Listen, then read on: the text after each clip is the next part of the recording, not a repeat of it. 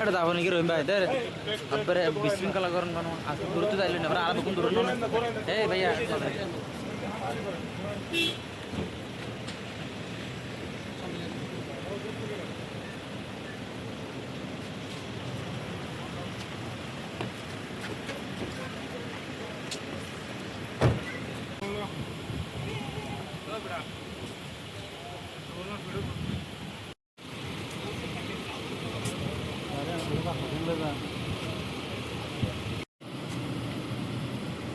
এরা উঠে যাক আগে এরা উঠে যাক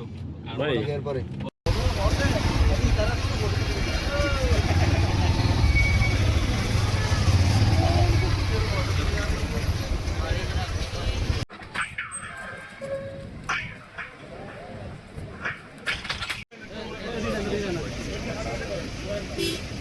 আমাকে যেটি বলেছেন যে ওনারা ওনাদের ট্যাক্স পেয়ারদের মানে কিভাবে খরচ হয় সেটি নিজ চোখে দেখতে এসেছেন এবং ওনারা বিভিন্ন ফ্যাসিলিটিসগুলো দেখেছেন, সার্ভিসগুলো দেখেছেন, সেগুলো দেখে ওনারা বুঝতে পেরেছেন যে এটি খুব ভালোভাবে হচ্ছে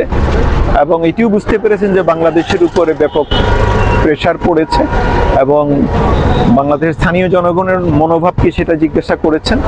তো আমি বোঝানোর চেষ্টা করেছি যে স্থানীয় জনগণ প্রথম দিকে খুবই ভালো ছিলেন, তারা ফার্স্ট রেসপন্ডার ছিলেন, এখন পর্যন্ত পিসফুল কোএক্সিস্টেন্স রয়েছে, কিন্তু স্থানীয় জনগণের মনে এইটাও আছে যে তাদের উপর হিউজ প্রেশার পড়েছে এবং তারা চায় যে যত তাড়াতাড়ি রোহিঙ্গা সমস্যার সমাধানে তারা যাতে তাদের দেশে ব্যাক করে।